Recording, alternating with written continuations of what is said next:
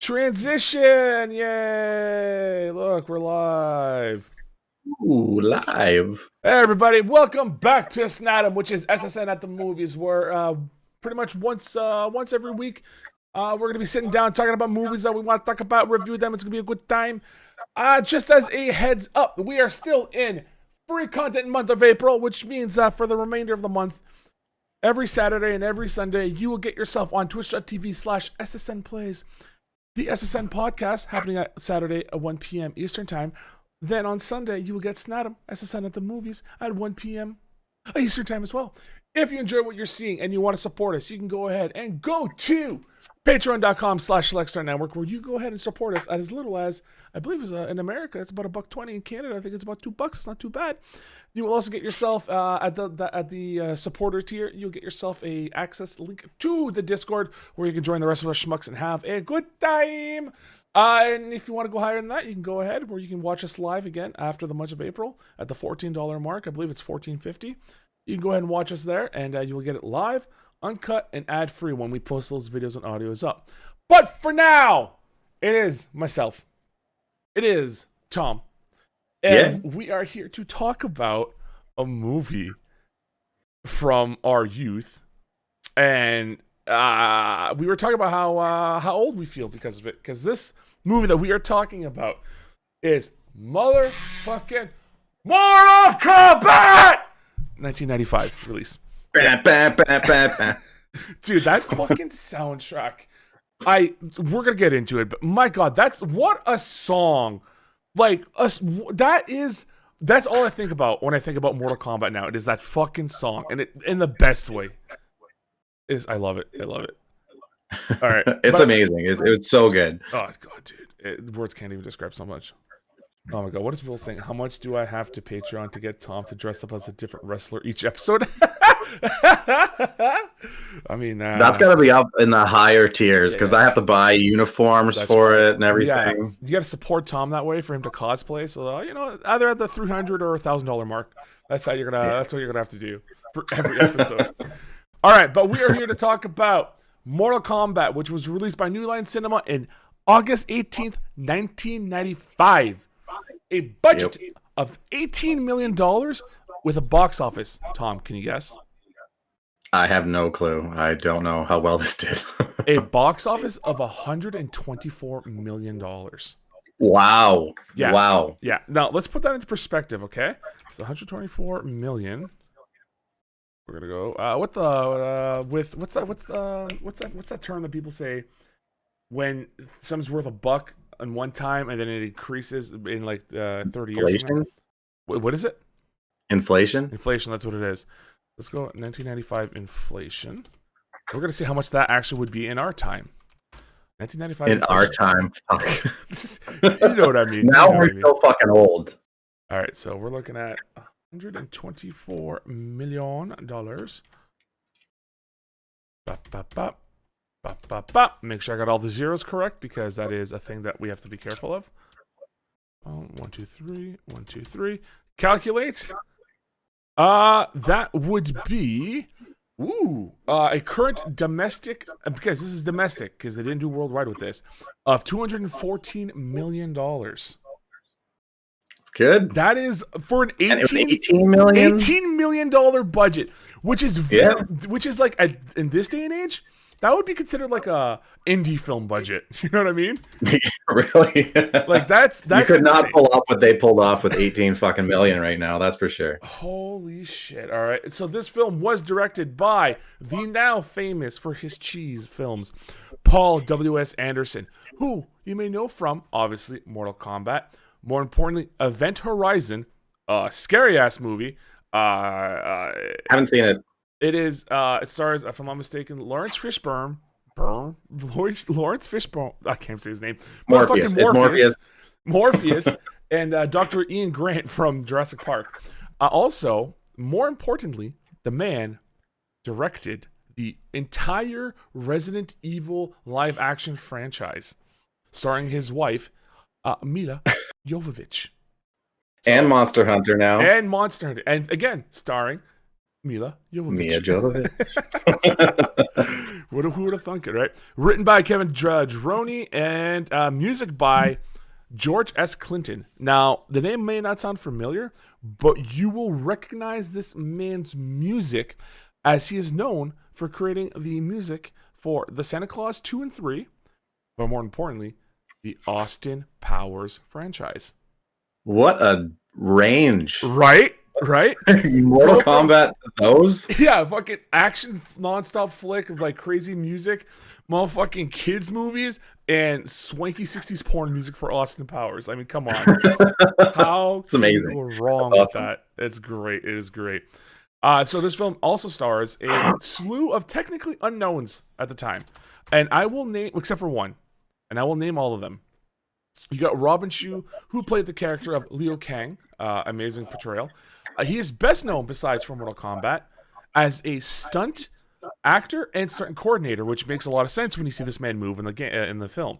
But some of his highlights for films, Tom already knows one of them, is Beverly Hills Ninja. I did not. What? You didn't know that? I didn't. I was watching it. I was thinking, like, where is this guy in? I don't remember. Yeah, Beverly Hills Ninja. He's like he's Chris Farley's like brother in the film, right? Excuse me. Yep. I get you now. Yep, I remember that. And kind of a fun fact: he is one of the only actors to have ever, we'll say, transgressed between fighting games. Because not only was he inside of Mortal Kombat, he was also in, unfortunately, Dead or Alive, the live-action film, where he didn't play a major character. He played a pirate leader, so he was in there for 5 minutes, but still in a fighting game franchise film. And then the second one, he was in Street Fighter, The Legend of Kung-Li, or Chun-Li. Oh, jeez. Yeah, so he has... Poor guy. He has been in, like, every major film fighting game franchise. He's been in them. The only one he hasn't been in yet, it was in Tekken. But funny enough, Cary Hideyuki Tagawa, who played Shang Tsung, was in that Tekken film. 6 degrees of fighting games. Right.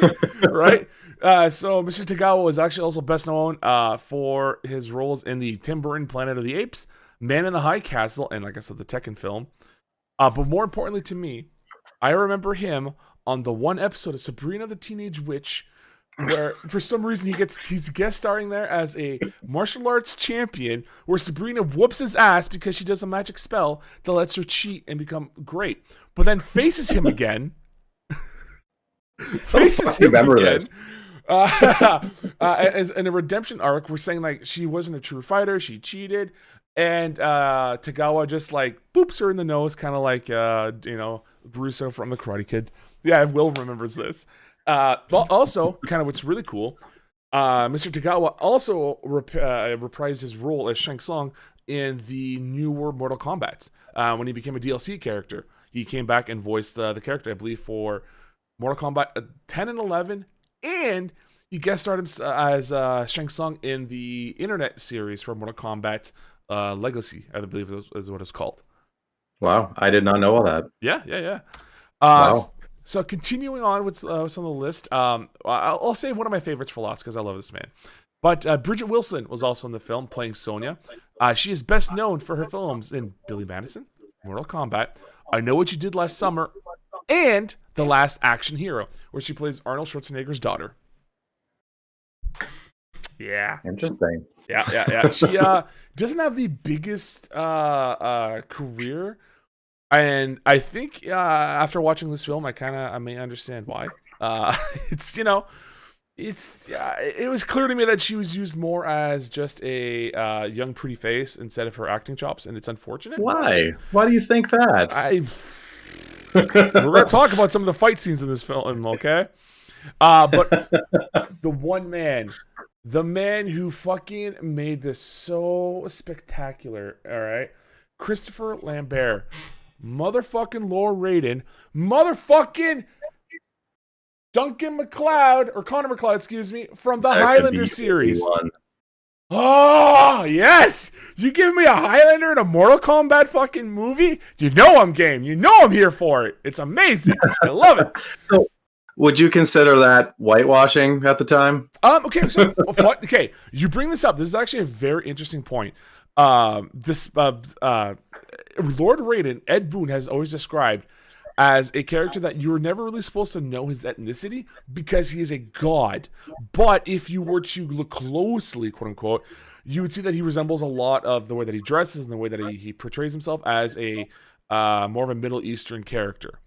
But since there is no real ethnicity to the man, that one's not whitewashing. What would be considered whitewashing would be Scorpion and Sub-Zero. Yeah. Sub-Zero being, because Sub-Zero being from the Lin Kuei, which is a Chinese kind of like, not triad, but clan of fighters. And then Scorpion being from the Shihai Ryu. I was butchering that one. I think you got that. Yeah.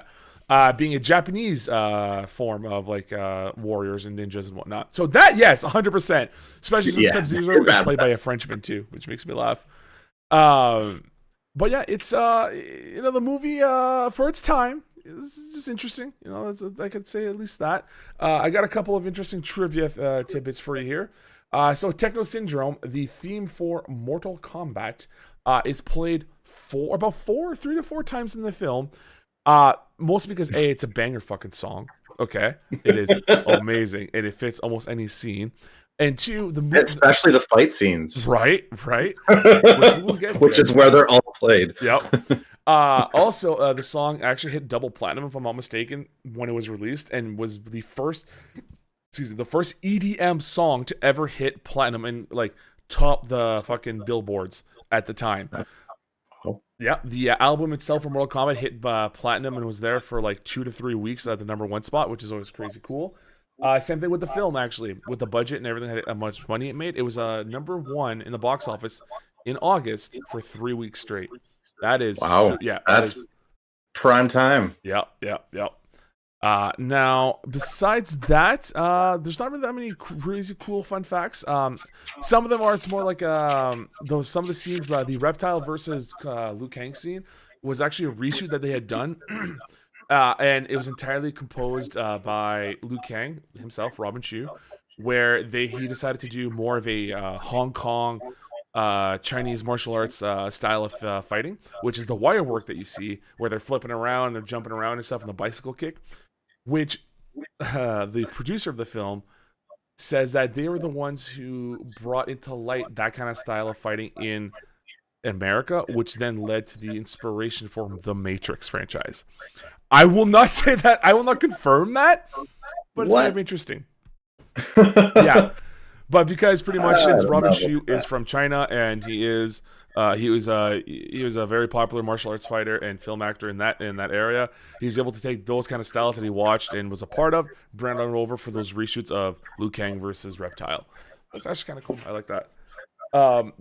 He also broke or fractured his ribs in the scene where Reptile grabs him and throws him against the pillar. Again, apparently that's like one of the last shots that they did, and he fractured his rib cage. And in the Scorpion versus Johnny Cage fight, that was actually the stunt coordinator and friend of the actor who played Johnny Cage. So that's why they were going a little bit harder on each other, and the impacts looked a bit more like real. That was a good fight. It was. And the scene where Scorpion kicks Johnny Cage right against the sternum. I guess he actually kicked him 3 times in real, for real. And the actor who played Johnny Cage almost fell down, collapsed because he couldn't breathe. So that's always fun. But your overall thoughts, Tom? Mortal Kombat. When you watched it again today, how did you feel? Well, I don't remember any of it from when I was a kid. Like I completely lost the entire movie in my memories because when I watched it today, it was like the first time. It was awesome. I loved it. I loved how everything, all the subtle cues that they have with the games, and even just, I don't know if they made like the set pieces off of the game, or if the new games like brought that in, because there's definitely like the Outworld scenes where you've got the road and the crucified people all along it. That's like in the new games now. I don't know if it was like that in the first ones. I can't remember the first games too much. To continue with that, so with the story of Mortal Kombat, the original one came out in 1993, I believe, the first Mortal Kombat. The second one was already released. Ed Boon and John Tobias, the creators of the franchise, actually went in with the writer of this film to try to actually plan out and ink out the storyline for this and Annihilation, because they were releasing Mortal Kombat 3 at the time, and they wanted to have more of a connectivity, something that would make more sense. So a lot of the things that happened in the two films actually kind of closely relate to the games. One of them, as another tidbit, little Easter egg, when Liu Kang's fighting Reptile, on the walls in the room that they fight, there are actual codes that you could see that you could use in Mortal Kombat 3 to unlock something. That's fucking cool. Right. And then it's also Shang Tsung's tower that you see at the end is supposed to be like an homage / Easter egg for when you play Mortal Kombat. You would always do the tester or like the Tower of Power, because that's how you'd always like ascend when you're fighting opponents. You go up until you get to the top of Shang Tsung, which is what that idea was for when they built Shang Tsung's tower. So this kind I love the pose that they all did there at the end. Oh my god, yeah, it was something else. That was Christopher Lambert just sticks his hand out. I'm fighting. Yeah. I got lightning. Zap. I just intimidate people. I don't actually fucking do anything. It is interesting to talk about that, okay? Christopher Lambert does nothing in this film. He literally, the only piece of action that he does is at the beginning where he flips Liu Kang on his back. That's it. Yep. He does nothing else in the entire film except for talk, and like he's the exposition dump for some of these films. Some of the moments in the film. And that's where they put all their special effects in. We're gonna sparkle his eyes up a bit, make him a little more scary. The first eye sparkle, I'm like, oh my god, that's so fucking cheesy. Yeah. But after that, they look better. No, 100%. All right. We're about to start off the storyline, or we're going to go over the story and hit some beats and talk about the moments that we'd like for Mortal Kombat. If you haven't seen the film, spoilers, but the movie came out like 27 years ago, all right? If you haven't seen it yet, that's on you. All right, here we go. So I just want to start off right now. The movie starts off the right way. Do you all know how? By screaming motherfucking Mortal Kombat. As the credits are rolling in this bitch, you get the song right away. And they have probably one of the most underrated intros to a film ever, and I will fight anyone on that. The flames shooting around this crest thing that you can't see exactly what it is, lighting it up from time to time with that music pumping in the background to then reveal that classic Mortal Kombat symbol. Yeah. Oh my god. I could do without the writing coming up on the screen, but either way, that is perfectly done. But I thought it looked good for the time. Even now, for the time that they did that, the writing turning and everything. Like, how do you do that without computer graphics? Right? Yeah, I don't think they used a whole lot here. It was mostly practical effects. It was I'm so surprised by the shit that they did here. Oh yeah, dude. And like, what a way to start off the film as well, because like after that moment happens, do you think it's gonna be something crazy cool and like high acting action? No, they go into this moment where it's like this slow, literally shot. Technically, fun fact, little behind the scenes. If you want to shoot something in slow mo, you actually have to shoot it with more frames added into the camera. So by that I mean, something that is normally, a film is normally shot in 24 frames per second. If you want that shot to be slow-mo, you actually have to shoot it in double time, so in 48 frames per second or higher, so that it actually looks nice and fluid and there's no blurring between the frames. So the reason I'm saying this is because at the beginning of the film, you see Shang Tsung beating up this actual kid. He's beating this child to death, all right? On top of a monastery, all super like depressing and just bonkers shit crazy. You don't know it yet, but that is Shang Tsung beating the shit out of Liu Kang's brother, I think Chan is his name, and points to the camera after he breaks his fucking back just to say, your soul is mine. Like, your brother's soul is mine. You will be next. And his face just turns to a goddamn skeleton, which then obviously is like a nightmare vision for Liu Kang. And I guess either he has a vision that he knows that his brother's dead, but it doesn't matter because in about 2 seconds he gets a fucking letter from Western Union saying, "Hey," in about three words. All right, it literally goes, "Western Union letter, brother dead, come home, return home."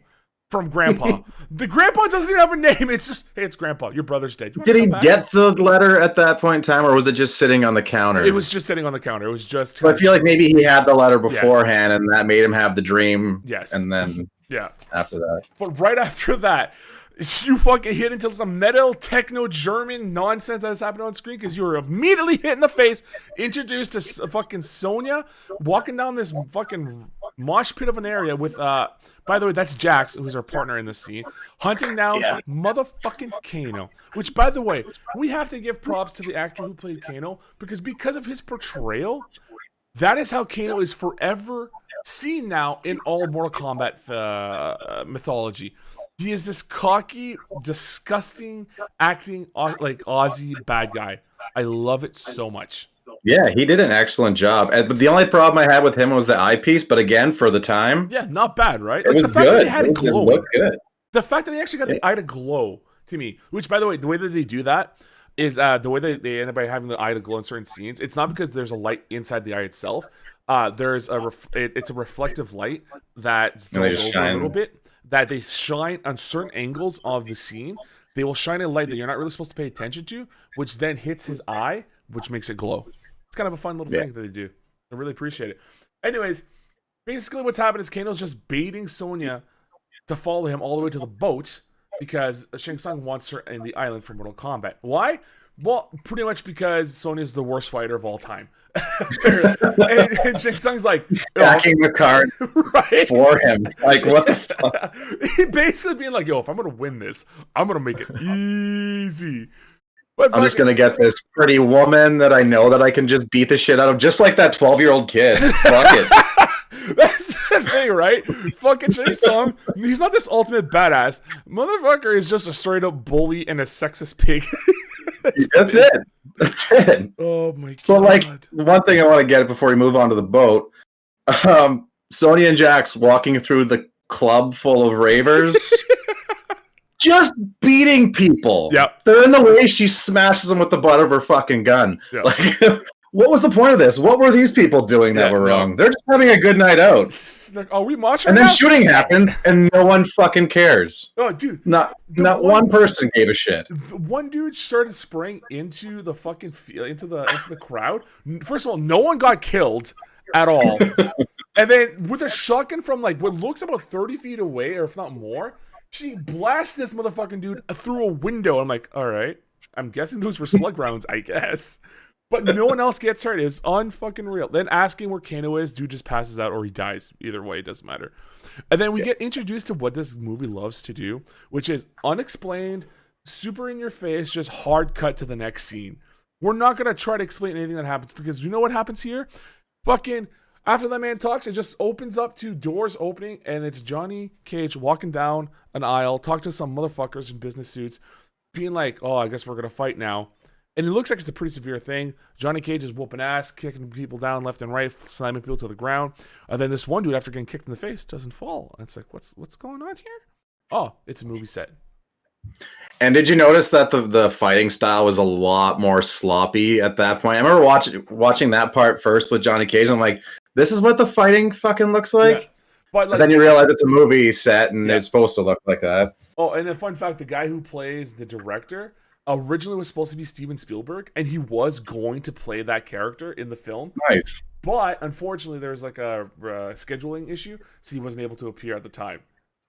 I wrote down on this, Johnny Cage's movie director looks just like Spielberg. Like suit, he's got the ball cap, everything. Yeah, and that's what happened, right? Is because they couldn't get Spielberg to come in, they just got the guy to dress as Spielberg. That's pretty much all that happened there. Could you imagine Spielberg just showing up on Mortal Kombat? Oh god, dude, they would have been $1 billion movie at that point. But what's going on with poor Johnny is that he's getting tired of the tabloids and everyone else believing that he is not a true martial artist, that he's a fake, that I guess somehow he doesn't do his own stunts or whatever. It's frustrating the man to the point where he's losing his stride in film. Ends up by meeting with his old, I guess, Master Boyd is the guy's name, who talks to him about, hey, I know you're having a hard time, buddy. How do I know that? I don't know. I'm your master. Shut your whore mouth. Hey, here, by the way, here's a scroll. Go fight some people. You get proof that you're a real man. Literally, that's what this whole discussion is. You don't talk about how he really knows this guy. He just, whatever. That's not an issue, I guess. But the fact that he's holding this stuff, exactly what he needs, it's kind of like that like simple writing where it's the plot isn't there. It's just you kind of have to for this movie. You're introducing 50 fucking characters in the first 5 minutes. Yeah. But exaggeration. Again, Shang Tsung stacking the card against the Earth Realm because obviously Master Boyd isn't Master Boyd, it's Shang Tsung, and he's inviting Johnny Cage to be in the island because he thinks, just like the rest of the world, that he's a shitty fighter who can't do anything. Yeah, it's all fake. He's so it's like this wrestler. idea that like that's no problem. This fake actor who can't fight, get his ass kicked. It's another fucking easy win for the outer worlds, Outworld. Pretty much after that, what happens again? No explanation. Cut. Boom. We're in China, which is actually Taiwan because that's a Taiwanese temple. Liu Kang arrives at the temple to say that he wants to face his brother's murderer, which is Shang Tsung. The monks forbid it, saying that Lord Raiden wouldn't want this. He said Lord Raiden's not real. He's a piece of shit. Don't worry about it. Guess who fucking shows up? Motherfucking Highlander. Man who knows electricity. All right, because you chop off heads, you get their power. It's great. It comes up and pretty much tells Liu Kang that he's just a child and he's not prepared because he can't face his own fears. Fucking Liu Kang tries. So, what's up? When you first get into that scene, the monks are all yelling at each other. Yeah. That's not like real for monks. Yeah, monks are supposed to be peaceful and happy and like non-violent. Okay. Now, do you think they played off of that? So because Liu Kang going to do this is so outrageous that they're actually are yelling at each other because of it? I think that's the idea, right? Because he left his teachings, he left his style, their way of living, because he didn't believe in like having a defender of Earthrealm, having a one true hero, and praising the god of thunder and lightning, not Thor. Raiden here, played by a Frenchman who wants to have a super lisp. Like, I love his fucking voice because it's you play the games, right? And Lord Raiden has like this deep booming voice, and he's a tall big, like obviously larger than life presence and stuff. And in this film, it's this meek little French dude who is just like, "You're not ready to fight. Oh, I will destroy you." Like, it's like this fucking pathetic thing, but people fear him because he is a god. Liu Kang. What's up? Do you think Christian Bale got the voice for The Dark Knight from him? That's what I was thinking at one point. Oh my god, I can picture it too. It's not about who wears the mask. It's about what's underneath it. Yeah, you're absolutely right. I can see it now. That's why in the second one, he is like, I can't do this anymore. I gotta be, where are they? Like, they were making fun of me. I need to change this now. Oh my god. Fuck. Well, yeah, this is the scene also what we're talking about where Liu Kang tries to challenge Raiden. He doesn't get his ass whipped. He just gets rotated onto the floor, and then little sparkles appear in Raiden's face. But then it's the moment of, it's actually kind of a nice dialogue moment here, and I really appreciate this because it is Liu Kang screaming, getting mad at Raiden. It's like, if you truly are the god of thunder, even though I just saw lightning in your fucking eyes, if you truly are the god of thunder, why didn't you save my brother? Why didn't you protect him? And Lambert, and actually very calm and awesome presence, just goes, why didn't you? Just calling out Liu Kang, the fact that he wasn't there to help defend or save his brother at all. Which then, pisses off Liu Kang, and he just ends up by leaving the scene. Which another hard cut. Yeah, it's this moment. It's like, fuck you, I don't want to take this. It's like, well, fuck you, you're gonna listen to this anyways. It's it just ends up by being an excuse for everyone to leave and arrive at the fucking the docks, where you get more of the character for Johnny Cage, where like, maybe he's just like a misunderstood character. People are just feeling kind of bad. No, what ends up by happening is that he's at the moment a cocky prick who is just he has kind of like a prima donna attitude. But once again, as the film progresses, you kind of learn that's not the same. But he does meet up with everyone's favorite Mortal Kombat character, the one true hero, Art motherfucking Lean. Who is Art Lean? I have no fucking clue. Tom, do you know who this is? No. Because he's not a real Mortal Kombat character. He is just for some reason, instead of getting Jax to be in the movie and be a mainstay, they get this one dude because they need a human character to die who isn't a main franchise character that they could use later and have some kind of major impact for the characters when they see them die. But at the same time, you can kill off Sub-Zero and Scorpion and all of them. Well, yes, right? Like, the two, probably the franchise's two biggest fucking characters that people will recognize and love, okay? They are literally minions in this film. That is one of the moments I'm like, why? Why would you do this to them? Like, I think they kind of explain that a bit because Shang Tsung says he has their souls and they do his yes, he's bidding, controlling right? them. He's mind controlling them, right, with his sorcery. But I'm sorry, that's not. No, I agree. It's not enough. It's just not enough. But anyways, they all get on the boat. Fucking Sonya ends up by seeing Kano enter the boat. She rushes over there. Jack's staying in the back. She's like, "Don't go! No, stop!" Actually, never getting up. They don't really talk about it, but it's hinted on in the second film that they have a kind of like a slight tumultuous relationship. Jack's being her new partner, she not really wanting a new partner because her last one died. They don't really go into it, but they kind of give you that idea, and that's why I guess he doesn't chase with her onto the boat to get Kano. I guess that's my best explanation.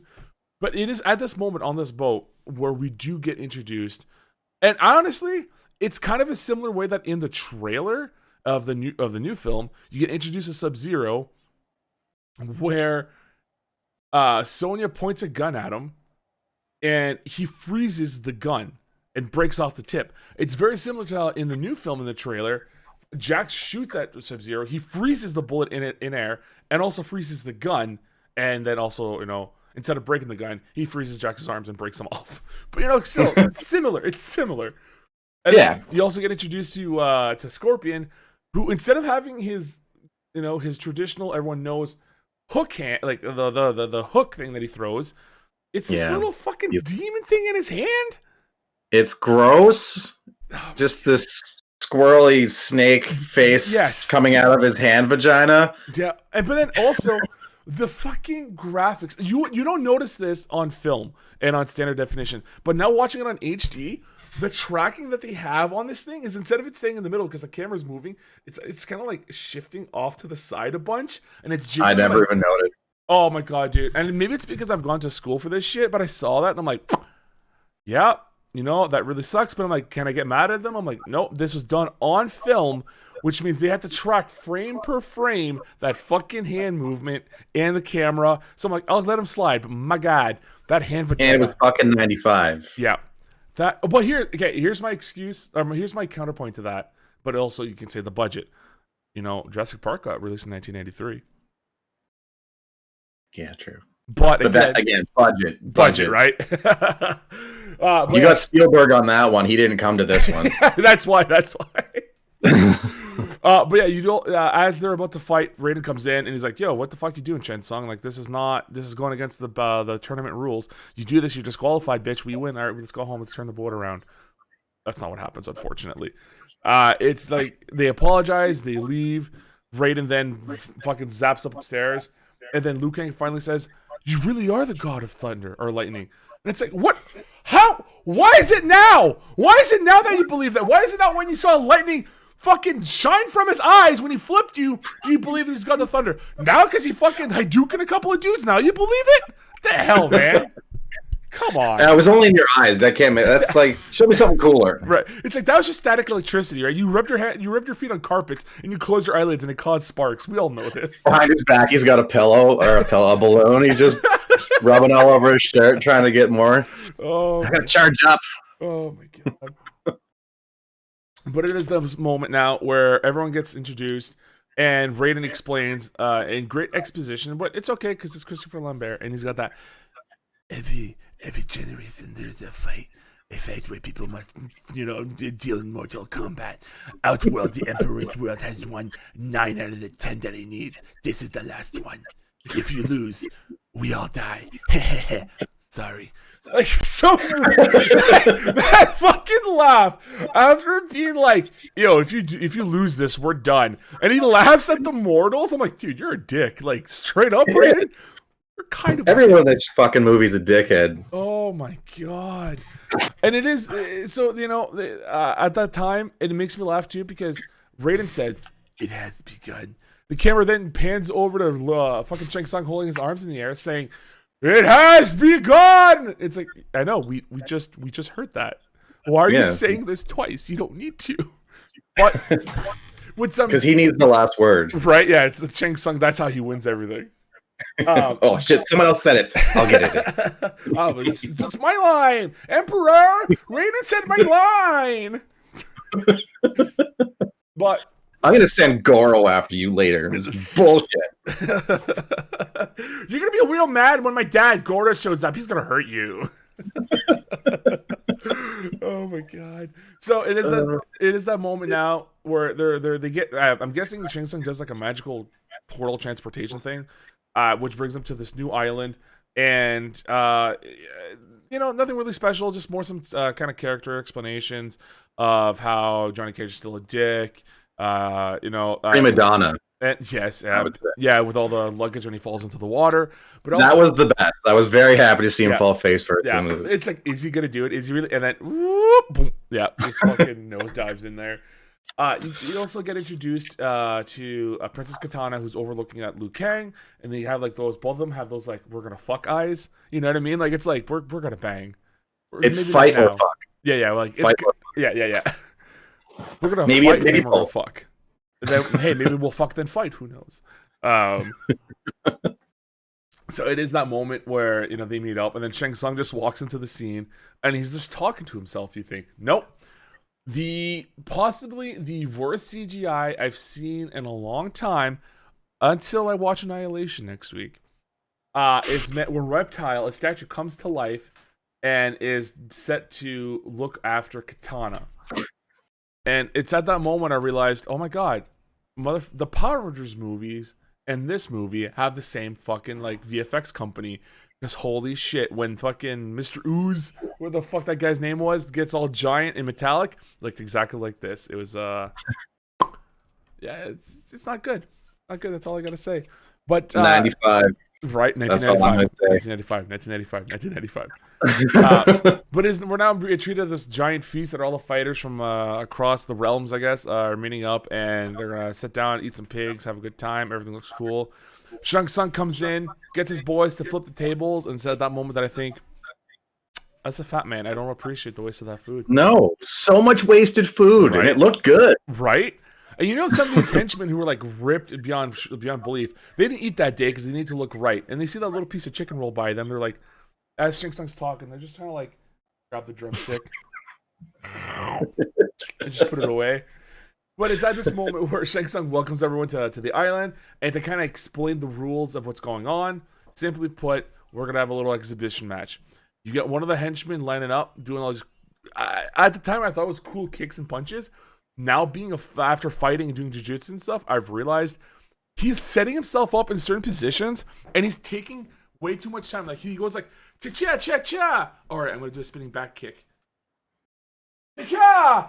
And they keep it on camera. Watching him do like the slow rotation, then do it for the kick, and I'm like, oh, no. No. This is not good for this man.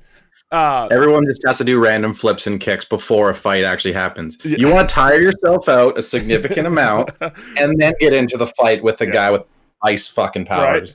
Right. And fucking Paul Anderson's like, hey, dude, I need you to be super glistening and sweaty. I want as much light reflecting off of you as can, because goddamn, those abs are fucking fabulous. So this super sweaty man is facing off against the other end, Sub-Zero. Sub-Zero gets his stance. He doesn't really move. This dude starts charging towards Sub-Zero, jumps in for a flying kick, and motherfucking handball, spirit ball.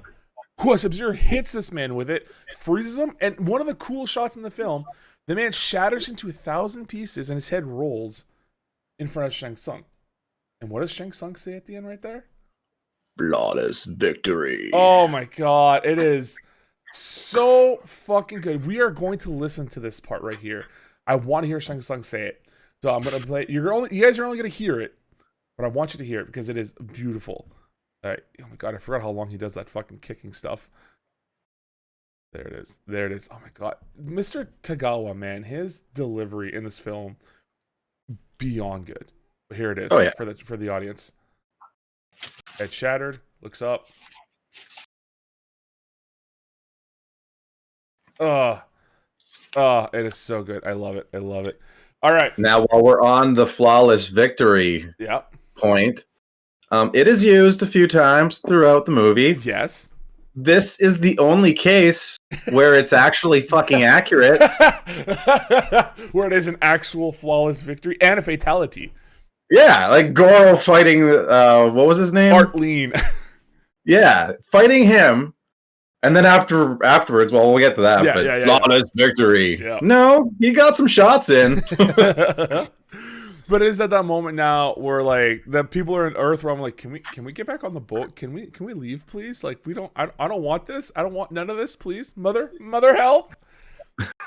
So that's why you only see like the three main heroes now. You see Sonya, Johnny Cage, Liu Kang, and Art Lean. That's why they're the only four left. All right, the four real heroes, the defenders of Earth Realm. All right, but it's at that point now where like fucking Sonya wants to go around and find Kano. She's traveling around. Johnny Cage and Liu Kang kind of hang out with each other to see if they could find Kano. And this is when we get introduced to Goro. Because Kano's sitting down at a dining table eating a giant turkey leg, which motherfucker looks so good to eat right now. I'm not gonna lie, I haven't eaten today. That was a good scene. There was a good use of food in that one.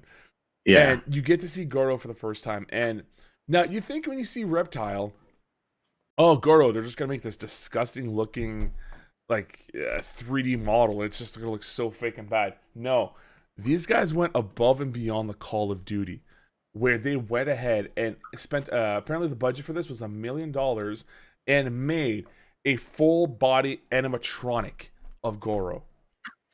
And holy shit, a lot of people like to make fun of it, but I'm gonna say this right now, that animatronic still looks fucking good to this day. Yeah, the only part of that is the talking, because it doesn't match up as well, but that's it. Yeah, that's it. Like everything else flowed quite nicely. Yeah, like the hand motions, the way that it was a guy like having the system on him, like it was the legs were real. That was a person's legs, and then the extension kind of continued up from there. And certain scenes obviously was all animatronic, but yeah, it was so well done. And I want to get this gentleman's name. It is there are two famous voice actors who are in this film. One of them being Frank Welker, who actually does the voice of Shao Kahn, which you hear at the end of the film. But then, I want to see, Goro. Yes, Kevin Michael Richardson does the voice of Goro. Why do I know that name? He has done so much stuff. I'm going to see if I can find. He's done John Jones for Young Justice. He's done. Oh my god, man! Like this, he is in Invincible. He's the Mauler twins. He's oh my god, like in The Simpsons, he's been a bunch of characters there. I'm trying to find a big one that people may recognize. Adventures in Wonder Park. He's playing Gus. Teen Titans Go. He's played he's Trigon in Teen Titans Go, or in Teen Titans in general. He's Trigon. Yeah, the man has done amazing. He's got a voice, an amazing voice, and perfect for Goro. Yes, like he's got that bassy, almost froggish sounds. Which when you look at a man like that, you're like, yeah, I believe someone like that can have that. Amazing portrayal, awesome done. But like you said, the only down part for the Goro animatronic is the fact that the mouth is sometimes a little it's a little rough, right? It's like it looks like a bad Japanese dub at that point. Mm-hmm. But anyways, talking about how no matter what happens in the tournament, Shang Tsung needs to make sure that Sonya is left alone and will not be harmed. And it's at that point we're like, what? Why? What's going on here? Why is that happening? Then they make a sound, the gang, because they're trying to eavesdrop on this, as they run away. Unfortunately, they get caught, and Shang Tsung wants his soldiers to go chase them. They go through a maze, and at this point, Liu Kang sees Katana. He's like, oh shit, Katana's gonna help. I was like, you don't know this lady. No, shit, don't worry about it, dog. Fucking fighter's gonna fight and fucking stuff. And then he goes into this area where it's like this awesome. I do like the lighting here in the scene where it's like everything's blue and dark and kind of mysterious. And he thinks he sees something off to the side, and he does. It's fucking terrible CG Reptile who sprays shit in his face.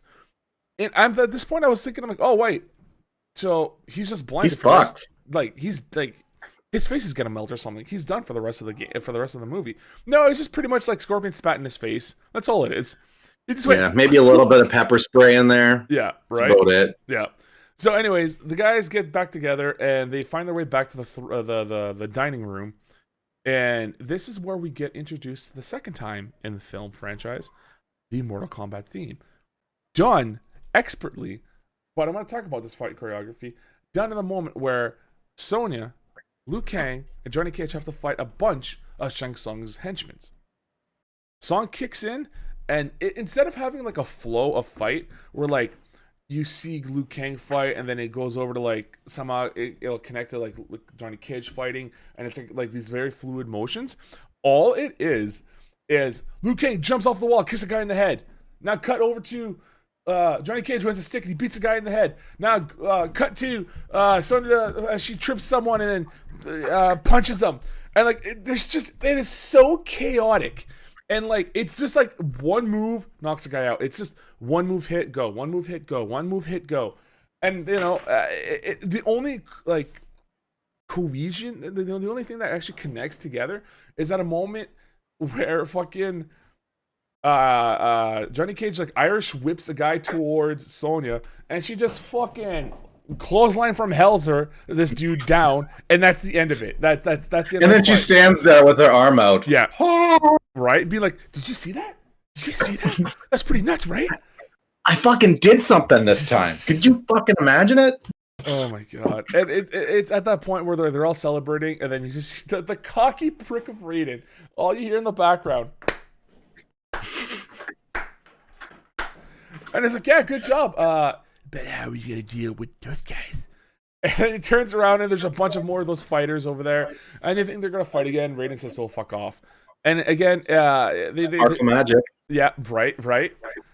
And it's at this point here where I kind of start falling in love more and more with the Johnny Cage character, where it's like as he's walking away, he still has a staff in his hands, and like he just tosses it over to the guy. He's like, "Hey, you dropped this." Or no, he goes, "No, that's what it is." He tosses the stick to the guy, and he's like, "You're lucky Raiden stopped us." like, come on, dude. Like I was watching that, and I was hoping one of the guys on the side would just jab him with a sword real quick. Enjoy that, you fucking cocky asshole. Dude, I love it. It is at that moment when I realized that the actor who is playing Johnny Cage gets the character.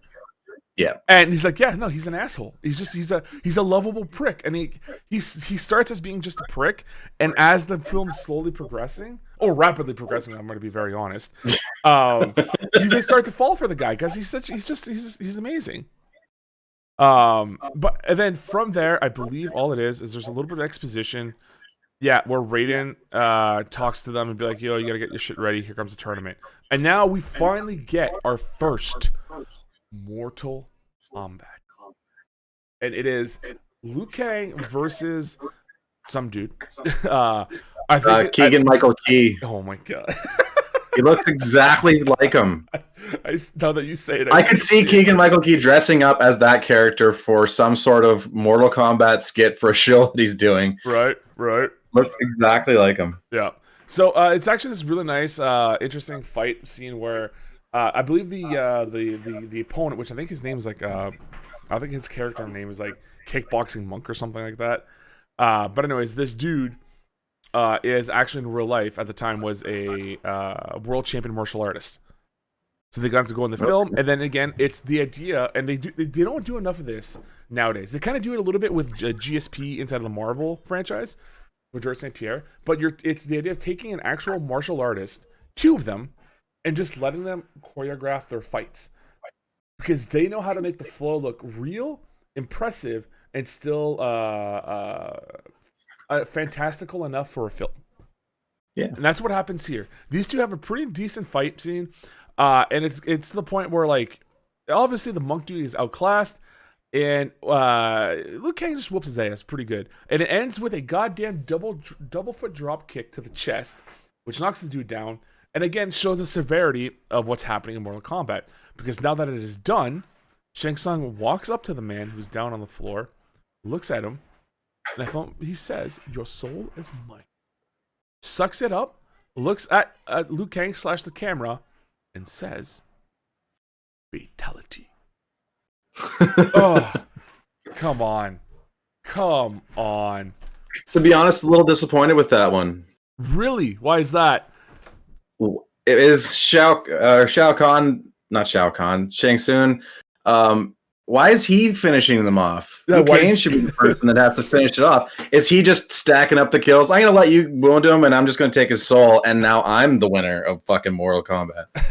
It is that idea. I didn't right? understand that. It is the idea that at least from my understanding from the original mythology for Mortal Kombat, Shang Tsung only got the souls of those he defeated. Yeah, not the people who are just dead on the ground. It's like, ooh, yummy. Exactly. Here's my lunch. but like, and for Shang Tsung showing off like how Mortal Kombat works with the very first fight with Sub-Zero versus the henchman, dude dies.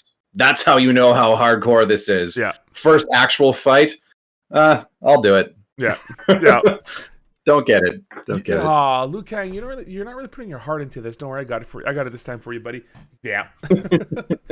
But then, like, immediately after that fight, we get introduced to another fight. Like, right away, no setup, nothing. It's just boom, next fight. And this is what's gonna happen now for the next little bit. It's fight after fight after fight after fight, but there's no connecting tissue between these fights or these areas. We went from a beach to a temple because now Sonya is gonna fight fucking Kano, right? And Kano has a knife, and I guess because it's Mortal Kombat, he's allowed to have a weapon, but no one. The rules aren't really clear on what is and isn't allowed. I'm guessing it's a blood sport. It is the idea of like whatever happens. It's whatever goes, right? Why would Sonya bring a gun? Right? Or whatever. Oh shit! Look at that. Oh, how'd your fucking knife do now, man? Right, right. But it is this fight, and again, this is where it's the worst choreography in the entire franchise, and it is not Bridget Wilson's fault. A little fun fact about this: originally, the character or the actor who's supposed to play Sonya was going to be Cameron Diaz. She was actually hired and was doing the stunt choreography and the training to do this. And the reason why New Line wanted her, Cameron Diaz, is because she had just come off The Mask, and she already had the we'll say the athletic training for doing the dance scenes from that film, and they thought they'd be perfect for this. And unfortunately, she ended up by spraining her wrist while training and could not continue to do the film. So because of that, they had to get someone real quick, and then I guess Bridget Wilson was the second choice. So she got in there, and her training, and again, because it's not her fault, the training she got for martial art for the fight scenes were happening on set. Yeah, like down to the wire. We got to get this done.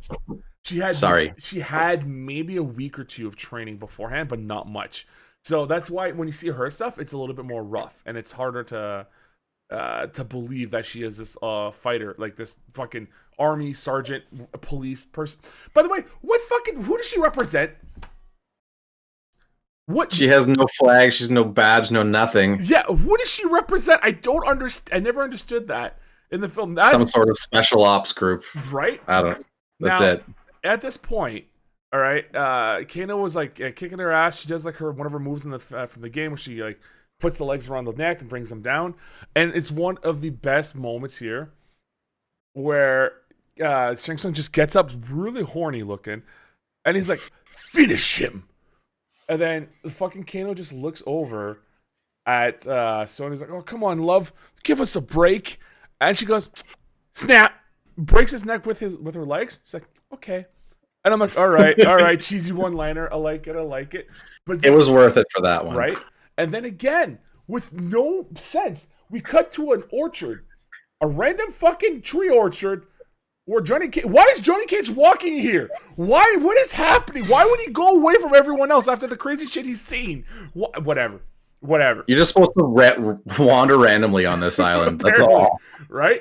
But now this is your first, unsanctioned fight, even though there's no sanctioning, because he's being attacked out of nowhere by Scorpion inside this orchard.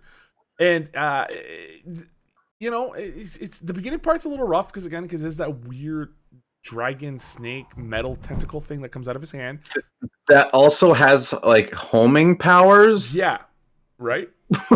It can make turns and stuff. Yeah, where the fuck was that in the game? Fuck, dude, could you have imagined? And that's the stuff that I used to believe was real. I thought that was the official lore when I was a kid, that's what Scorpion had because of this film. I thought that's what he had, is that thing that was inside of his hand. Clearly that's not what it is. But no, the hook blade's way cooler. Yes, it is 100%. And it's actually at this point where like the thing gets stuck into a tree because he just launches at it, and then we get introduced to Johnny Cage. I guess like somehow tapping into his like ancient warrior powers, because it's the first time you actually get to see the shadow kick, and it's the only time you ever see the shadow kick, because he jumps over to Scorpion for the shadow kick, and Scorpion decides to teleport them instead of getting hit to what I'm guessing is supposed to be the Nether realm, I guess. Doesn't he take people down to hell? I thought That's kind of the idea, right? But I guess hell in a low budget action film is just a bunch of cobwebs and ladders and red lights. Yeah, scaffolding that's dilapidated. Which, you know what? You know what? It does look like hell, because that's what my job looks like. So, Tom, it's very accurate then. Yeah, okay. Yes. But it is here where we get to introduce, like I said, to one of the best fucking action scenes in the film, the choreography. Because, again, these two know each other. They're friends. And they're hitting each other.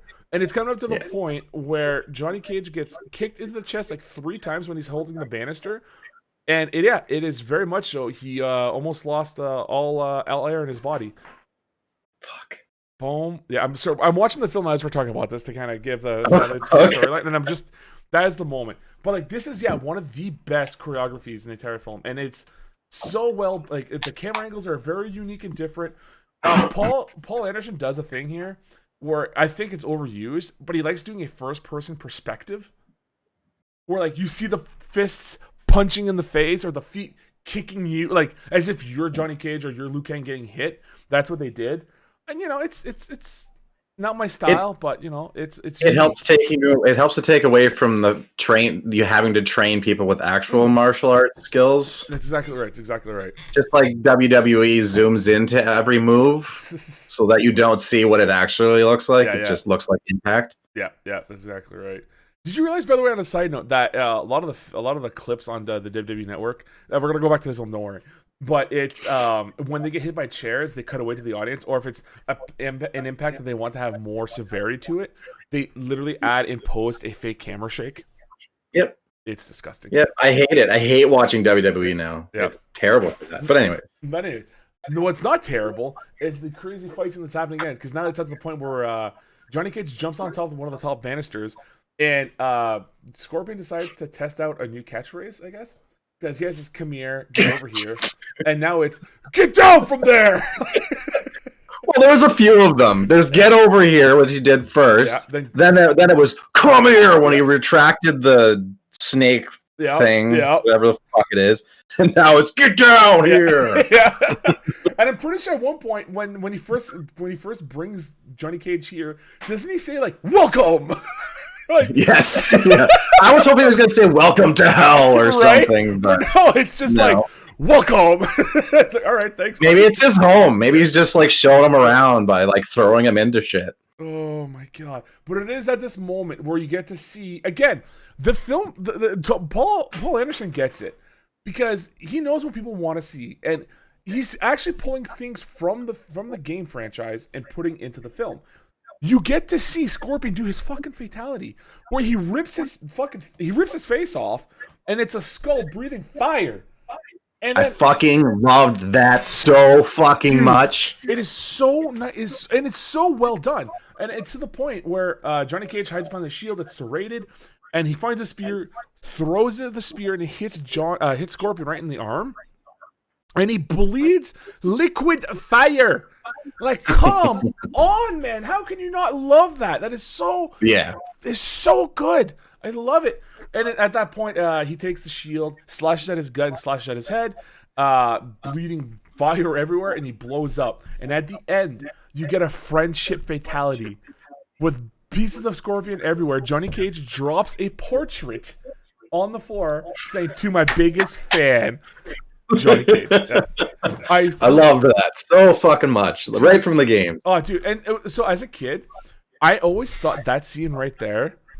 I thought that it wasn't that he did the friendship fatality. I thought that Scorpion was an actual big fan of Johnny Cage, and when he died, Scorpion dropped the picture. He looked at it for one last second. Yeah. "I love you, Johnny Cage," and exploded. And I always thought, again, as a kid, I always thought that the rivalry wasn't Sub-Zero and Scorpion. I thought it was Johnny Cage and Scorpion. For some reason, in my mind, that's what it was. And again, it's because of this film. That's my child brain associated it like that. It just made me laugh. Now, again, all in one day, I guess. Liu Kang's going to fight for a second time. He's going to go against what I thought was going to be a real match, but I guess it's just like an exhibition between Katana and Liu Kang, where really all it is Katana trying to give tips to Liu Kang about how to fight Sub-Zero, which she says the way to beat your next opponent is to use an item or a power which gives life. And that's all. And then Shang Tsung's like, "Yo, stop! This isn't real." Which gives life for some, I think. Yeah. Fun little choreograph where no one actually gets hit or hurt, and then it's kind of done though. Then you get to the next scene again without explanation, without whatever. Liu Kang's out in a random temple where Lord Raiden is dropping water on the floor in buckets. Why is Raiden doing that? Why is he dressed as a monk? Dude, what is happening, Tom? I have no answer. Like, that is straight up cheating. Like, Raiden is cheating at this point. Well, I mean, all the bad guys kind of got like the home field advantage, so Raiden's just trying to balance it out a bit. Yeah. Okay, fine. You know what? I'll take that. I'll take that. The bad guys know where all the spikes and fucking terrible shit are, so we're just gonna drop some water all over the place. Oh my god! But then it ends up by being where the monk tells him where to go, I guess, and then there's a fight, and here comes Sub-Zero. Sub-Zero played by a French martial artist, one of the best people in the world at the time, and we get another awesome fucking fight scene. Yeah, like at the very start, Sub-Zero charging up. Yep. He's got his legs spread out, and he's got his hands in the air like this. Yep. I was expecting him to do the DX suck it. Suck it. Let's fucking start this shit. Yeah, right. And like very aggressive, and there's a bunch of like flurry kicks and stuff. And there is a moment where Liu Kang kicks Sub-Zero right in the chest, and he falls to the ground, but then counters that as he's falling to kick Liu Kang in the face and kicks up. He does a kick up in that whole motion. It was so, oh my god, I loved it. And then one of the funny parts that happened in this fight scene, though, is a fucking Sub-Zero gets kicked or hit, and he's going down a ramp, and he's doing a bunch of these flips and shit. And apparently, at that moment, they wanted Liu Kang, Robin Shou, to do the same thing. But in a bunch of trial and errors, he couldn't do the exact same thing because they're supposed to do it, but make it look better. But he couldn't do it, Robin Shou. So instead, he runs down the ramp and he just jumps in the air and goes, "Hey-ya!" And he continues to run. It does not make any fucking sense, but I'll take it. I'll take it. You just do sound effects for the shit of it. Right. That's martial arts. Yeah, and now to insult the audience, all right, Sub-Zero goes and he starts doing the suck it sign. He's getting DX ready. Pyro's about to go off. And Liu Kang touches the thing. He's like, "Ooh, that's cold," and he falls to the floor. And they've already hinted at that water is the source of like his weakness. But as the audience, because you're too stupid to understand, we're gonna have Katana come into the scene, stare at Liu Kang. The cold's gonna appear again on the ground, out of the air. Liu Kang looks at the ground. There's water. The water gets frozen. He then also says, "Oh, it's water." Like, the audience is not that stupid, bro. We understand that it's water.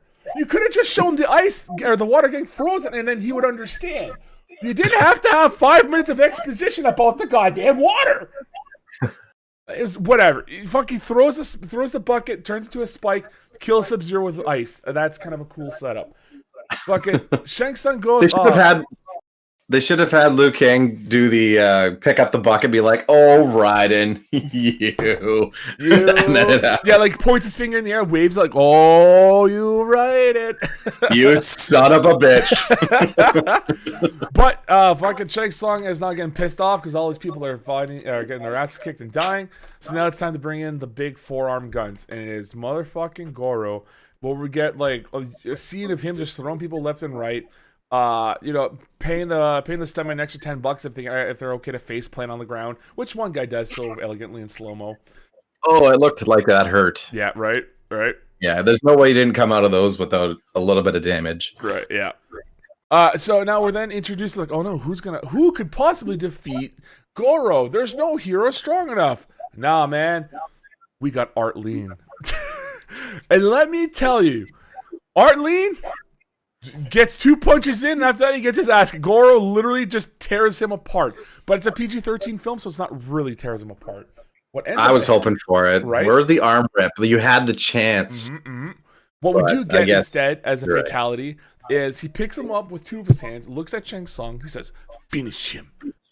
And instead of bashing his head in or caving his skull or anything, he just plays the bongos on Art Lean's chest. He just goes, bonk! And that's how he kills him. Maybe he stops his heart, I guess, with that pound. A big fucking hand. Right? It's the Big Show one punch KO technique. Yeah. Just clubs him, boom, he's dead. Once again, Shang Tsung gets up and he says, flawless victory. No, it was not. But nope. But sucks up his soul and puts it in his eye drop like he's like doing some LSD. Just like a little droplet of LSD in the eye. That's what he does with the soul.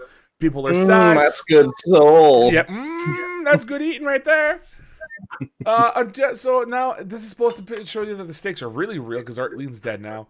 The warriors don't know what to do. They're freaking out. They're panicking. Raiden tells them these are your fears. This is your lose if you don't overcome them. Johnny's like, fuck that. I'm gonna fucking fight Goro. I'm gonna do it right now. Let's go. And with that rule, or with that challenge, he goes up to Shang Tsung and he tells him, I want to fight Goro. And he's like, all right, fine. You want to die right away? That's cool. That's brave but dumb of you. Let's go for it. And his stipulation, though, is like, if you win, I get to challenge the winner of the fight or a fighter of my choosing. Which then, Johnny Cage says, sure. But I don't get that one. But here's my thing. That means it's a normal fucking fight. It doesn't matter who wins, because you're going to fight whoever you want, so you don't have to make that stipulation. That makes no sense. Like, you can still challenge whoever you want, as far as I know. Isn't that how it works? Exactly. That's the whole point. Apparently, that's the whole point, because, like, Sub-Zero wanted to fight Liu Kang. Scorpion wanted to fight Johnny Cage. It doesn't matter who wins this fight, because you can just fight whoever you want. It's fucking Mortal Kombat. You can fight Goro, but after that, I'm going to follow the rules. How about that? All right, how's that? How do you taste that? How do you like that taste, eh? Hey. I'm not just going to steal souls without beating them up first. I'm going to have to actually do it. Oh, man. But Zach also put up, is this Sub-Zero Bihan, a.k.a. Noob Saibot, or Liu Kang, or they just call him Sub-Zero? It's not Kung, so it's not Kuei Liang. It is, hold on, no. Bihan is the good one. Right? Or I can't remember. Whichever the bad one is, that's who that Sub-Zero is. Yeah, Noob Saibot. So yeah, Bihan is the bad one. So that is that Sub-Zero right there. They actually introduce Kuei Liang in the second one. Very briefly, but they do. Well, they had to bring him back somehow. How do you get rid of one of your best people? I mean, how do you bring back Scorpion and not explain why he's back? Anyways, that's another problem for another film. Yep. That's next week. Yep. So at that point, Johnny Cage does. Oh yeah, the other stipulation that Shang Tsung has is I will fight the winner or whoever I want on whatever wherever I want. I choose the battlefield pretty much. So they say, okay, cool, whatever. It's not at this moment where fucking Johnny Cage has his glasses on. He goes to fight Goro, takes them off. Goro breaks them fucking aviators, which even back in the 90s, we knew the aviators were cool, man. God damn. Nice to look at. Anyways, the fight starts. You think it's going to be some kind of crazy cool whatever. Fucking Goro's hyping it up. No. What happens? Johnny Cage, excuse me, does the splits and does the Nutcracker. A move from the game. They just get us. That's all you need to do. You need to throw one in. One per character. Yeah. Doesn't matter. And they do it so well, man. And like Paul, thank you for understanding the game franchise. Thank you for the producer, Mr. Kazanov, I think Lawrence Kazanov, whatever your name is. You just fucking understood what this needed, and you gave it to us. One good nut punch. That's right. And debilitated too. Right? Girls Nobody tried that on Goro before this in the 10,000 years they've been doing it? Yeah, not once has he been hitting the nuts. So it is at that moment now where like Johnny Cage like, oh wait, I hit him, I'm gone, I'm leaving. This is it. I'm out of here. Like, I'm not dealing with this shit. So he runs over, and that was his plan, by the way. It wasn't to run away and then fight him at a cliff's edge. It was just to punch him in the nuts, and I guess hope that it would be enough to take him down. Because he runs in this tunnel and realizes, oh shit, I'm at the edge of a fucking cliff now. What's gonna happen now? And it's smart what happens here, because Goro chases him, gets out there, and then traps him, and he says, "Hey, that's a $500 pair of glasses, asshole," and actually fights Goro. Like, it's a long shot away where you see the two fight, but like Johnny probably actually could have kicked Goro's ass fairly, because you see the fight, and like Goro tries to block and stuff, and he fails, and like he gets kicked straight in the head, and he falls to the ground. Yeah, Johnny could have won that very easily. That's all I'm saying. But anyways, I digress. Fucking, he kicks him in the head, falls over to the edge, and the same line that he says to the stunt guy who doesn't forgot the fall, he says to Goro here, which is, "This is the part where you're supposed. This is the part where you fall down," and Goro drops. Awesomely done. Great scene. Johnny Cage, you're the best. Perfect callback. Everything. Yeah. So now, what happens next is fucking Shang Tsung grabs Sonya, and he decides to challenge her to Mortal Kombat in Outworld, where Raiden cannot enter. Why? Don't ask questions. Just don't worry about it. He just can't. He's not allowed to. If the God Man says it, take it for what it is. Exactly. It's the gospel truth. But pretty much what happens now is Luke and Johnny go into Outworld to go to find Sonya. Raiden says that if they look hard enough, they will find a guide. It's just Katana. But in that time when they're walking in Outworld, Lou sees something weird happen on the side, goes over, grabs it. It's motherfucking Reptile again, trying to get all fucking all camouflaged and hidden. Nope, grab him, boom, smash that ass into the statue. We're done, right? Nope. Somehow throwing Reptile into that fucking crucifix thing that we were talking about earlier. Also, again, awesome design, because in one of the shots of the crucifix guys, there's a lightning shot, and you see a small dead body inside of that thing. Like, it's so like I didn't notice that. The production value in for the set design in this movie is something that is very much so lacking nowadays, where a lot of films now will just do a 3D environment, so actors are on green screens. I'm looking at you, Avengers. All right, like almost 90% of Avengers was all done on a green screen, and it doesn't give the actors something real to work with. They spent their $18 million. They probably spent, honestly, like $10 million of their budget just on the set design, but it looks so good, and it's so, because it's real and you can touch it, and the actors can act around it properly. It's amazing. But it is at this point, after throwing Reptile into that statue, things start randomly grabbing the Reptile and bringing it into the chest, and you get another banger of a fucking song, which is just called Reptile. And you know why it's called Reptile? Because as the song starts, do you know what he says? Reptile. That's literally how the song starts. It just goes Reptile. And we're going to listen to that for a quick second here. Here it comes. I did love how that's how they got Reptile his full human-sized body, though. Reptile. I love it. Anyways, this song is a banger of a fucking song. All right, it is another.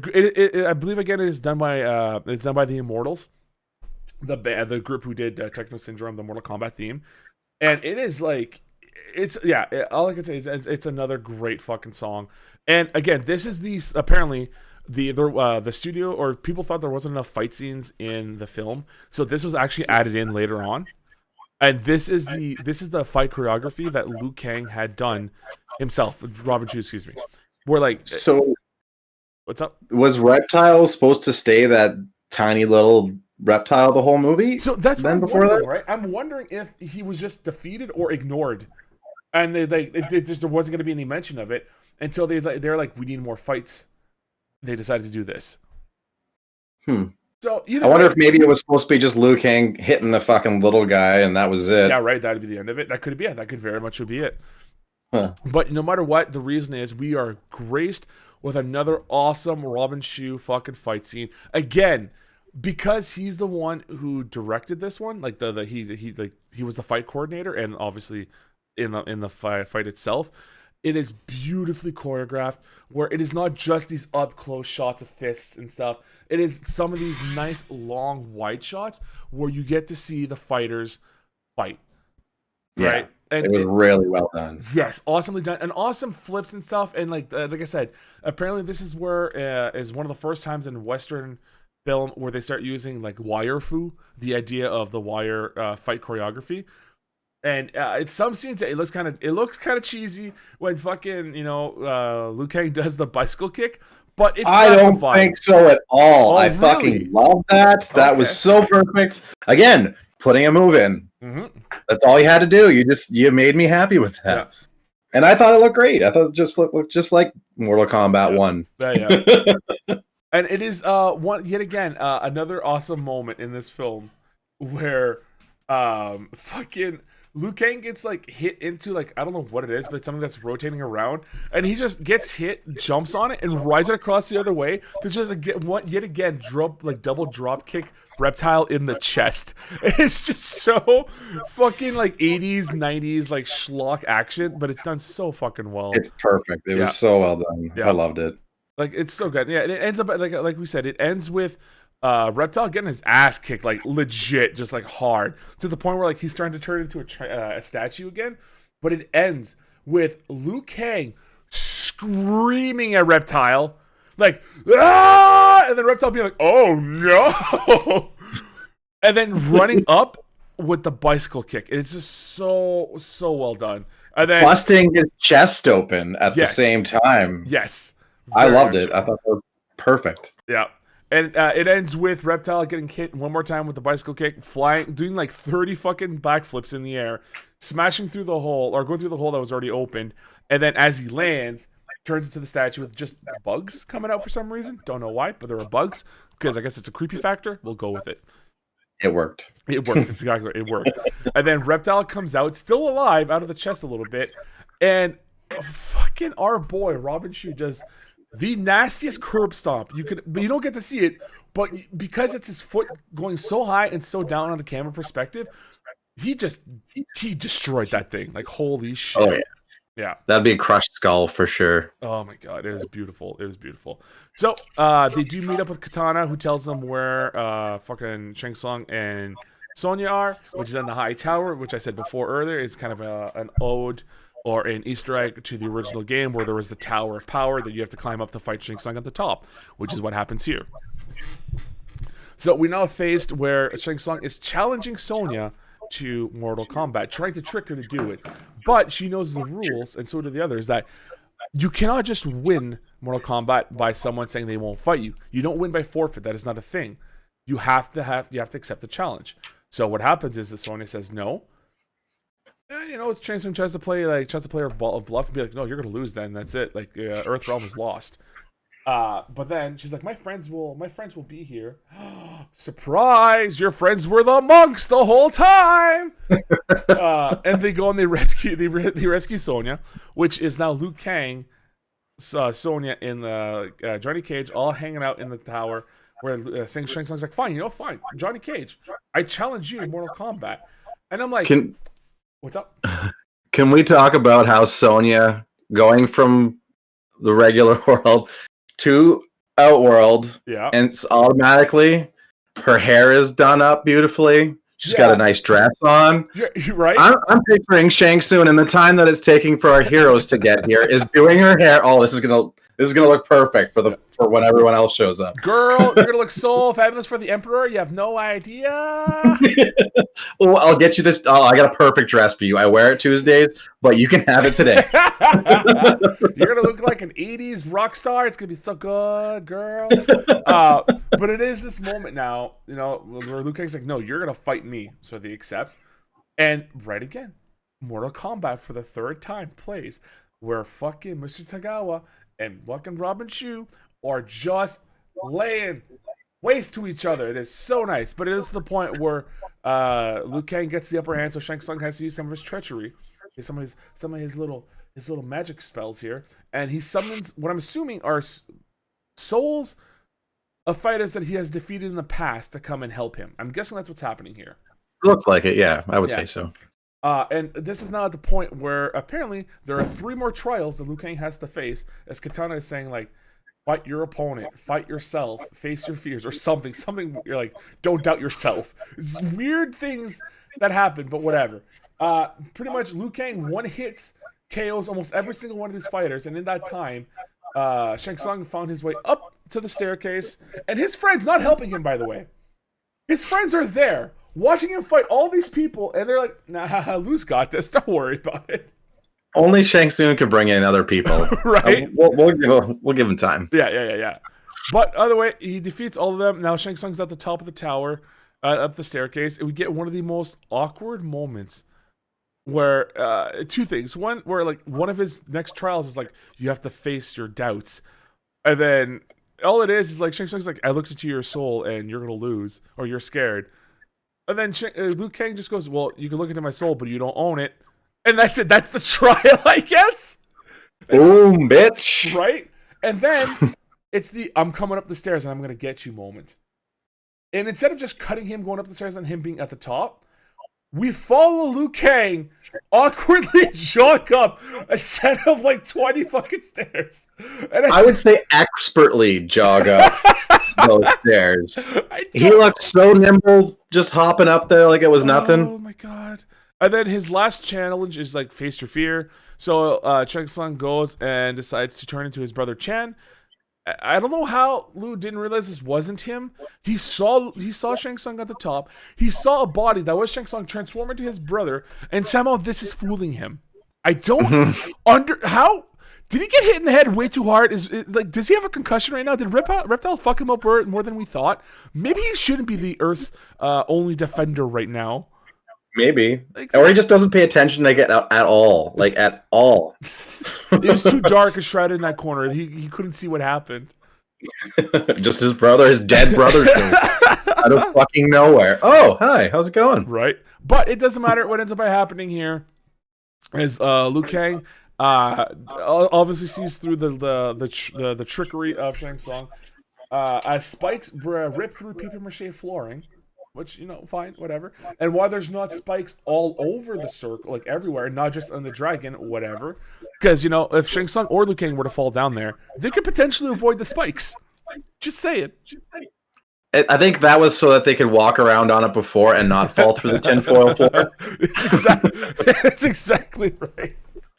But anyways, we get the final action scene of Shang Tsung versus Liu Kang. And again, it's this moment of Shang Tsung looks like he might win. He pretty much calls Liu Kang a bitch. And Liu Kang's like, I ain't no bitch. Now Shang Tsung's like, oh shit, he ain't no bitch. And just these hard hits in slow-mo, nicely done.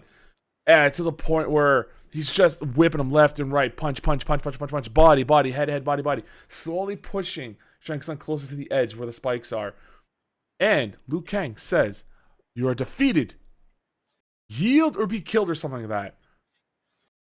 And Shang Tsung just screams. Again, I love it. Never! And just charges towards him. And Liu Kang does his fucking fireball punch thing, sending Shang Tsung off the edge into the spikes, which again is another homage from the spike pit from the original Mortal Kombat off the bridge. It's everywhere, dude. Ends with Shang Tsung impaled with the one spike, Liu Kang going over and saying, my favorite one. Flawless victory. And I'm like, you could have said fatality. You could have said fucking babality. I don't care. Anything else but flawless victory. Because it'd be hilarious if you said babality. That would have been amazing. You look down, pans down, and there's Shang Tsung as a baby impaled on a spike. So that was the original cut, but the test audiences thought it was a bit too dark. So they had to go for the reshoot and just get Mr. Kerry Tagawa back in there. But anyways, Shang Tsung's defeated. All the souls are released. Everyone's having a good time. He has a final word with his brother. They say their piece. They leave. Movie is now back at the temple. They're all walking around, and motherfucking Raiden's just chilling there, and Liu Kang's like, you knew this would happen, right? You're whatever. And then Raiden just goes, not a clue. He goes, oh, immortals are just fickle things or something like that. Something weird. Anyways, as they're celebrating, the fucking clouds go dark. The temple gets ripped open, which looks like a giant penis now that I see it. The giant penis erupts, and there goes motherfucking Shao Kahn, the emperor himself, in the sky, saying, "You weak and pathetic fools, I've come for your souls." Which Raiden replies, not Liu Kang, but Raiden replies, "I don't think so." Stance? And then awkward stance line, I guess. Yeah, I don't know what you call that. The Power Rangers lineup, right? Where they're like, yeah! Does Raiden have sparkle magic going on? Of course he does. Sure he does. Of course he does. He has it in his eyes. And fucking credits roll. That is the end of Mortal Kombat, the 1995 version. Tom, would you recommend people to see this film? Buy. Oh, okay. Buy. You think this is it's not a rent, a pass, or a buy? You're saying it's a straight up buy. It's a buy for sure, because buy for Mortal Kombat fans. Okay. Because it checks off everything that you want in a Mortal Kombat movie. Except for maybe the new one, which looks fucking amazing. But yes. I honestly, so I'm kind of in the same boat for you. I say it's, if you want to see a little bit of cheese, like there are films that are bad that are good. There are films that are good that are unfortunately bad. There are films that are bad that are just bad. This film is a film that kind of goes like, it's a film that's bad, but it's good. Like it's a short and sweet film that you can grab a couple beers with some buddies, have a good time, laugh at some of the schlock, but also embrace the choreography that happens there. I truly believe that. And that's why I think this film is at least, it's a buy on both sides. I'd say it's a total buy. It is an awesome film that it knew what it was, and they played it so well to it. So for what it costs and what it got and all of that, set design blew me away for everything. Like that alone is worth watching it. Like the not masks, even for the acting. And the acting, yes. For certain characters, the acting is phenomenal. Yes. But like even the mask design for like Sub-Zero, Scorpion, and Reptile, they were all unique masks. And like I didn't mention this, but the Sub-Zero mask, to add a little extra flair to that like he deals with ice, if you see his mask up close, it kind of looks like it's frosted over. Like it's all these small little cool things that they decided to do. For Reptile's mask, the mouth thing, like the actual piece, looks like the mouth of the statue thing that he came from. Like these are all these smart little awesome design ideas that they had. That it like, and yes, it is very plain Jane suits that they have, like blue, yellow, and green, but they still made it look believable within the world. I think that absolutely this is a definite buy. I would recommend anyone to get this film, and you can get it probably for like $5 somewhere. I guarantee it. For sure. Yeah. For sure. Or I'm sure it's is it on streaming sites? So that's the thing, right? Unfortunately, because the new Mortal Kombat's coming out, the studios tend to pull the older versions of the films off the platforms. Because they want you to either buy the film, the old one, to watch it, or they don't want you to try to compare them over one to the other, so they tend to pull them off all the platforms. You can get it, but you have to buy it or rent it. Yeah. Okay. But that will cover SNATM today here on twitch.tv/SSNplays. Tom, thank you so much for joining me. It's always a pleasure having you around, buddy. We love talking movies, so get ready for more. Next week, we are talking about Mortal Kombat Annihilation. Quite possibly, in all honesty, the worst film I have ever seen and ever been. Am I in for a treat because I haven't seen it? You have not. Oh, okay, Tom, get some notes, man. Get ready to write some notes down. Okay. It's nutty. But guys, as a reminder, this is free content month for April. If you like what we see, please give us a follow. If you want to see more of us after the month, all streams are going to be exclusively on our Patreon page. That's patreon.com/SelectStartNetwork. You can go ahead and sub there to as low as $1.20 or $2 if you're Canadian. That'll get you access to our Discord, where you can chit chat with us and have a good time with the other schmucks, or you can go up to the higher tiers if you'd like, and go ahead and pay about $14, I believe it is, and you get access to the live and uncut editions. You get to watch the post show that we usually do with our normal shows. You get to have the podcast ad free, audio and video forms, of course, and you get to see it live and have some interaction with us. But for now, thank you so much for joining, and we'll catch you guys next time. Bye. Bye.